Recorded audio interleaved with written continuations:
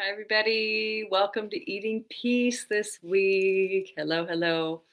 Okay, powerful question I received recently. And it just had to do with understanding, seeing, being aware of that incredible battle that can happen internally in our heads that really is all about what is happening around any compulsion. The battle that I'm talking about is the one that says, "Come on, you can eat it. Let's go. I got to get it right now." Or the picture that comes to mind with this food interest, where it begins to cross your mind. And then the other voice that says, "Ah, shoot, but I said I wasn't going to eat that. I don't actually want it. No, wait, stop, put the brakes on, come on." And then the other one that comes in, nobody's going to tell me what to do. I can eat whatever I want. I hate this restrictive conditioning. I'm not going to follow that. I don't like not being free.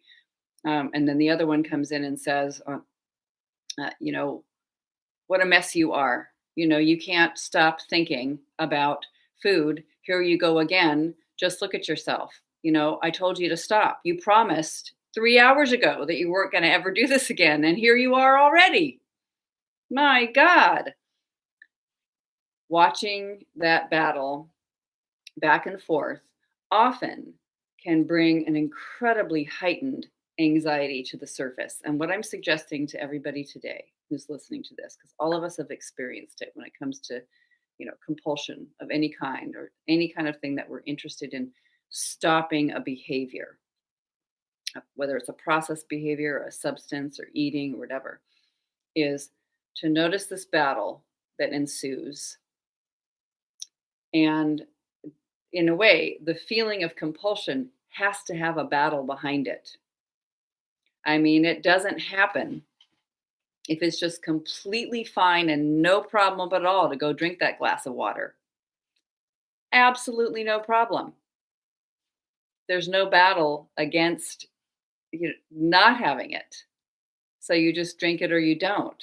There's something way lighter about that experience. So it's good to just simply notice that you're only having this great conflict or the feeling or whatever we're calling compulsion, like a part of the definition of this intense urge is because you are putting the brakes on and you're putting the gas pedal down to the floor at the same time. And you know what that sounds like when you're in a car. Full on brakes, gas pedal to the floor at the same time. Tires are screeching, making black marks in the cement. The whole thing, dust and fumes and smoke start coming out of the tire tracks.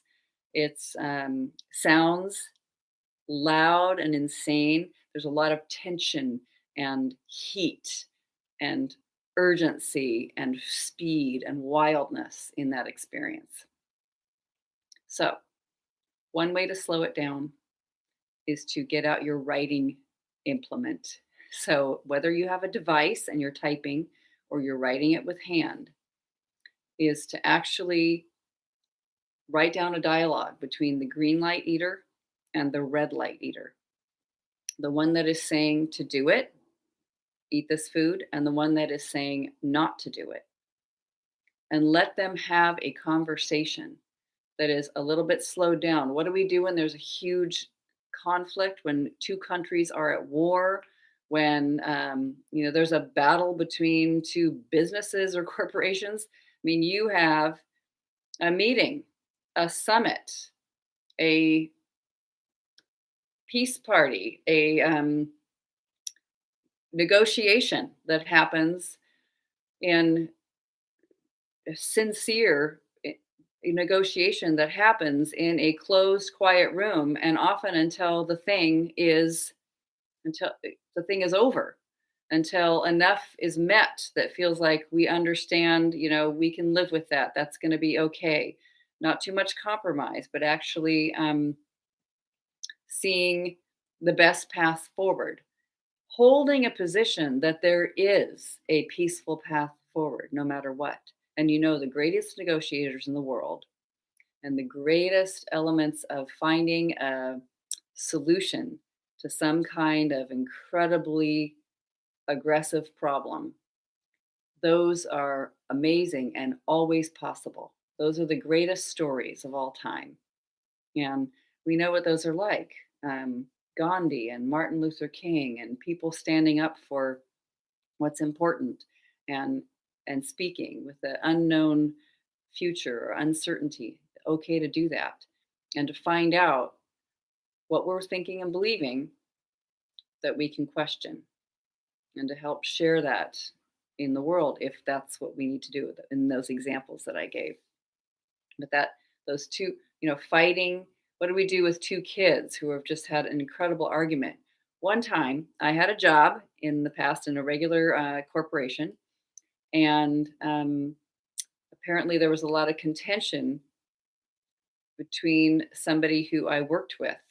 And there had been a lot of like, she's not doing this, she is doing this, that I wasn't told directly. So criticism of my work habits. I internally had a lot of criticism of this other coworker, to tell you the honest truth.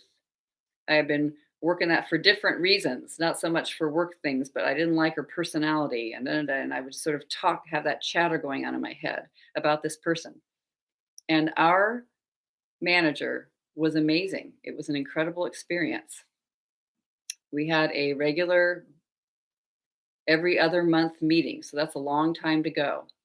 And here we were, and we check in and we talk about the projects that are running, just the two of us, these two employees with our manager.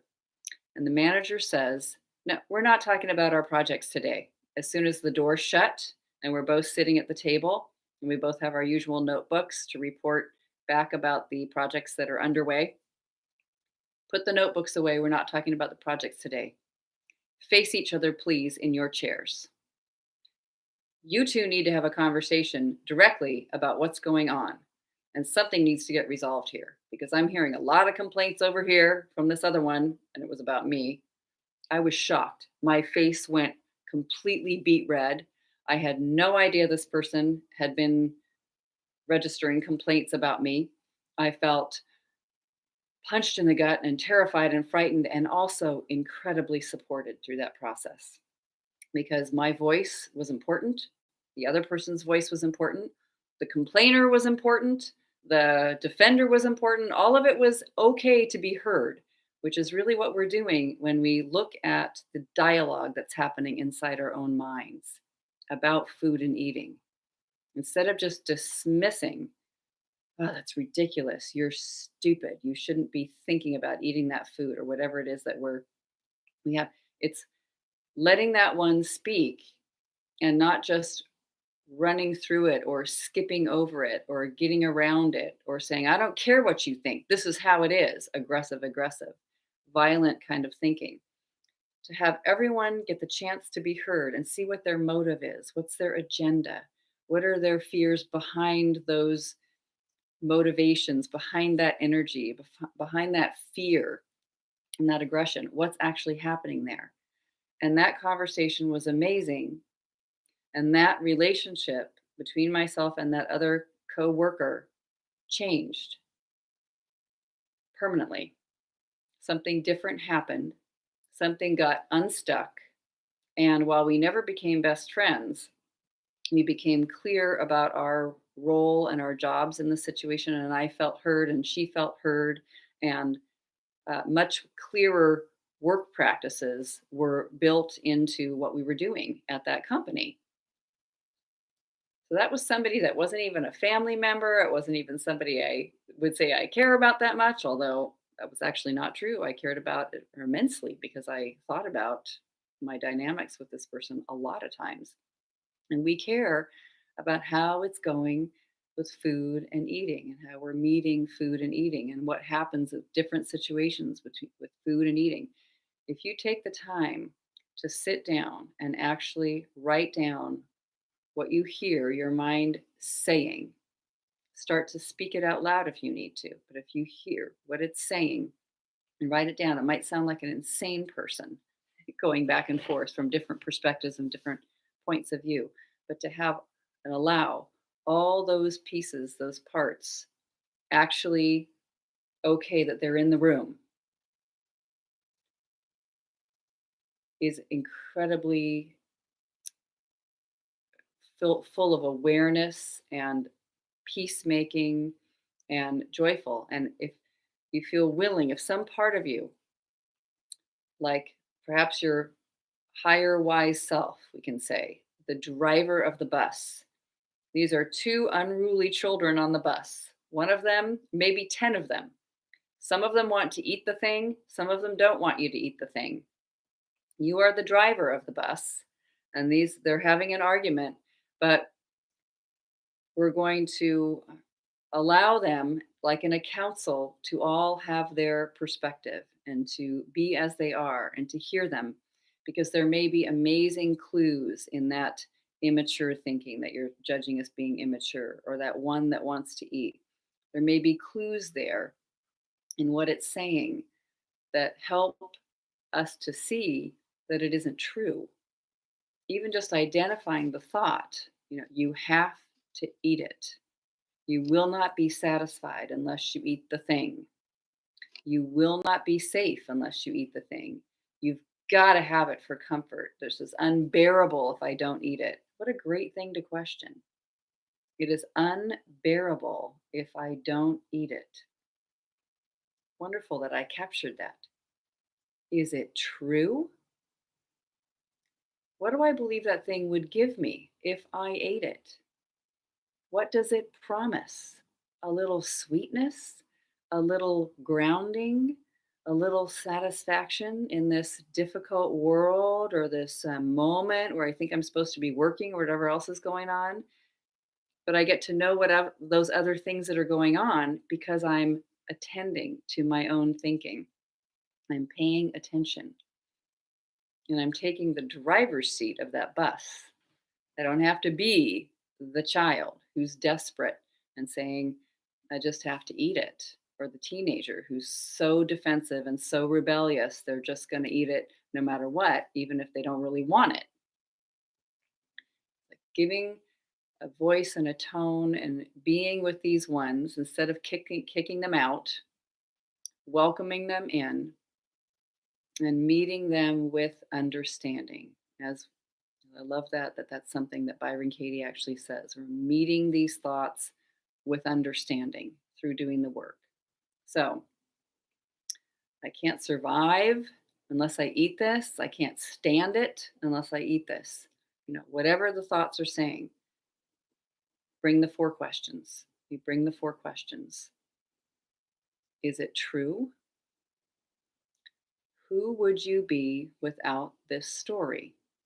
Who would you be without this story that I have to eat it? It's the only way to be satisfied. It's the only way to get a little sweetness. It's the only way to calm down. The only way I enjoy myself. It's the only fun I have in my life. Whatever it is, it's the only thing that fills the boredom. Whatever else it is you're saying, the only thing. Is it true? Who would I be without that story? And then you get to turn it around to the complete opposite.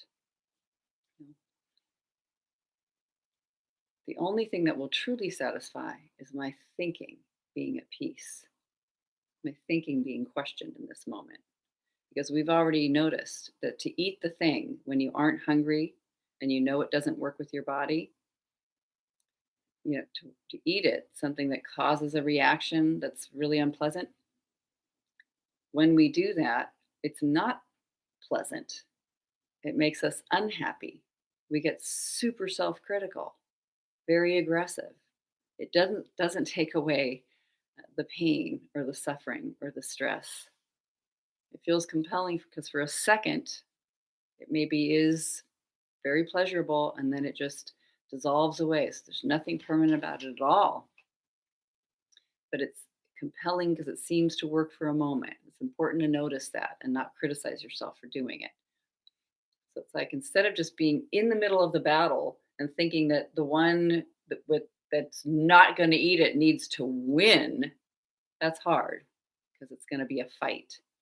Instead, let's hear all these debaters have to say, all their thoughts that they have to share, all their panic and fear and worry and threat and anger and irritation. Let's hear them all and listen, have it out on the table, and then take it to inquiry.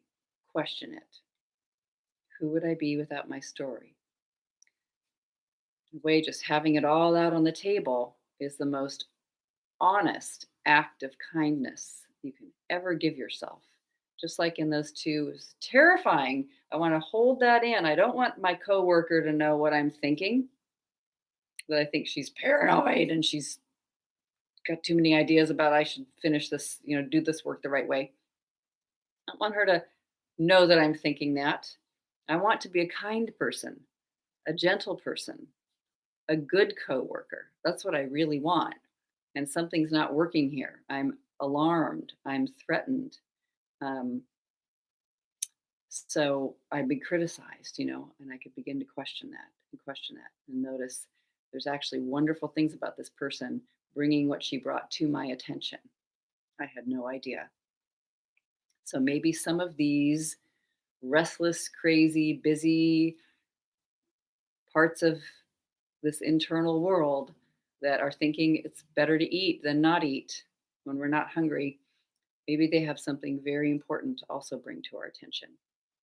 And they're not going to be quiet until we acknowledge them and learn what they're having to share, what they want to say, what they are wanting us to know about this whole eating and compulsion dilemma. So give it a try. You could write it like a script and just keep writing until it feels done for now, and then keep going the next time if the conversation isn't over yet. Notice that you've got the 4 questions and turnarounds, and they help us calm down, what I found, 100% of the time. Pretty good odds. All right. Lots of love, everybody.